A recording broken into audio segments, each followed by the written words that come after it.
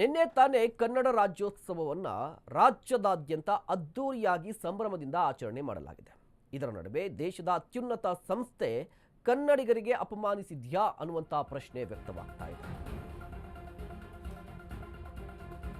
ದೇಶದ ಅತ್ಯುನ್ನತ ಸಂಸ್ಥೆ ಕನ್ನಡಿಗರ ಅವಮಾನಿಸ್ತಾ ಫುಟ್ಪಾತ್ಗೆ ಹಳದಿ ಕೆಂಪು ಬಣ್ಣದ ಸಿಮೆಂಟ್ ಬ್ಲಾಕ್ ಅನ್ನು ಹಾಕಿದೆ.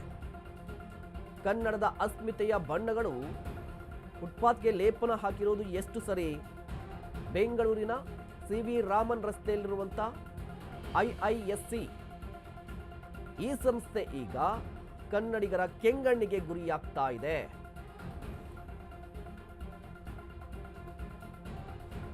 ಕನ್ನಡಿಗರನ್ನ ಅವಮಾನಿಸ್ತಾ ದೇಶದ ಅತ್ಯುನ್ನತ ಸಂಸ್ಥೆ ಅನ್ನುವಂಥ ಪ್ರಶ್ನೆ. ಈಗ ಕನ್ನಡ ಪರ ಹೋರಾಟಗಾರರು ಕೂಡ ಆಕ್ರೋಶವನ್ನು ಹೊರಹಾಕ್ತಾ ಇದ್ದಾರೆ. ಗಮನಿಸ್ತಾ ಇದ್ದೀರಲ್ವಾ, ಇದು ಹಳದಿ ಕೆಂಪಿನ ಸಿಮೆಂಟ್ ಬ್ಲಾಕ್ ಅನ್ನು ಯೂಸ್ ಮಾಡಿದ್ದಾರೆ. ಇದು ಎಷ್ಟರ ಮಟ್ಟಿಗೆ ಸರಿ ಅನ್ನುವಂಥ ಪ್ರಶ್ನೆ. ಯಾಕೆ ಅಂತ ಹೇಳಿದ್ರೆ, ಹಳದಿ ಕೆಂಪು ಕನ್ನಡದ ಬಾವುಟ, ಕನ್ನಡದ ಅಸ್ಮಿತೆ, ಕನ್ನಡಿಗರ ಅಸ್ತಿತ್ವ, ಕನ್ನಡಿಗರ ಅಸ್ಮಿತೆ, ಕನ್ನಡತನ.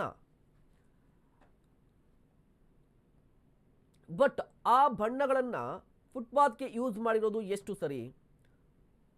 ಯಾರೋ ಗೊತ್ತಿಲ್ಲದವರು ವ್ಯಕ್ತಿಗಳು ಯೂಸ್ ಮಾಡಿದ್ದಾರಾ? ಕಾಮನ್ ಸೆನ್ಸ್ ಇಲ್ಲದೇ ಇರೋರು ಯೂಸ್ ಮಾಡಿದ್ದಾರಾ ಅಂತ ಹೇಳಿದ್ರೆ ಇಲ್ಲ. ದೇಶದ ಅತ್ಯುನ್ನತ ಸಂಸ್ಥೆ IISc ಅತ್ಯುನ್ನತ ಸಂಸ್ಥೆ ಇದು ಇದೇ ರೀತಿಯಾಗಿ ಎಡವಟ್ಟನ್ನು ಮಾಡಿಕೊಂಡಿದೆ. ಕೇವಲ ಇದೊಂದೇ ಅಲ್ಲ, ಕನ್ನಡ ರಾಜ್ಯೋತ್ಸವಕ್ಕೂ ಕೂಡ ಅವಕಾಶ ಕೊಟ್ಟಿರಲಿಲ್ಲ. ಕಾರಣ, ಈ ಸಂಸ್ಥೆಯಲ್ಲಿ ಅನ್ಯ ಭಾಷಿಕರದ್ದೇ ಹಾವಳಿ. ಕನ್ನಡಿಗರನ್ನ ಕಡೆಗಣಿಸಿ ಅನ್ಯ ರಾಜ್ಯದವರಿಗೆ ಮಣೆ ಹಾಕ್ತಾ ಇದೆಯಂತೆ ಸಂಸ್ಥೆ. ಈಗ ಕನ್ನಡ ರಾಜ್ಯೋತ್ಸವ ಆಚರಣೆಗೂ ಕೂಡ ಅವಕಾಶ ನೀಡದಿದ್ದಕ್ಕೆ ಆಕ್ರೋಶ ಇದೆ. ಬೇಕೆಂದೇ ರಸ್ತೆಗೆ ಹಳದಿ ಕೆಂಪು ಬಣ್ಣ ಬಳಸಿದ್ದಾರಾ ಗೊತ್ತಿಲ್ಲ. ಬಟ್ ಆಕ್ರೋಶ ವ್ಯಕ್ತವಾಗ್ತಾ ಇದೆ. ನೋಡಿ, ಈ ಕೇಂದ್ರ ಸರ್ಕಾರಕ್ಕೆ ಸಂಬಂಧಪಟ್ಟಂತಹ ಅಥವಾ ಈ ಕೇಂದ್ರ ಸರ್ಕಾರದ ಅಧೀನದಲ್ಲಿರುವಂತಹ ಸಂಸ್ಥೆಗಳಲ್ಲಿ ಕನ್ನಡ ರಾಜ್ಯೋತ್ಸವಕ್ಕೆ ಅವಕಾಶ ಕೊಟ್ಟಿಲ್ಲ ಅನ್ನುವಂಥ ಆರೋಪ ಇದೆ.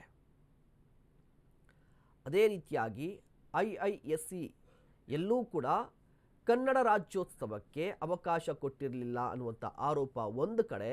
ಮತ್ತೊಂದು ಕಡೆ ಈ ರೀತಿಯಾಗಿ ಕೆಂಪು ಹಳದಿ ಬಣ್ಣವನ್ನು ಫುಟ್ಪಾತ್ಗೆ ಯೂಸ್ ಮಾಡಿದ್ದಾರೆ, ಈ ಮೂಲಕ ಕನ್ನಡಿಗರಿಗೆ ಅಪಮಾನ ಮಾಡ್ತಾ ಇದ್ದಾರೆ ಅಂತ ಹೇಳಿ ಆಕ್ರೋಶ ವ್ಯಕ್ತವಾಗ್ತಾ ಇದೆ.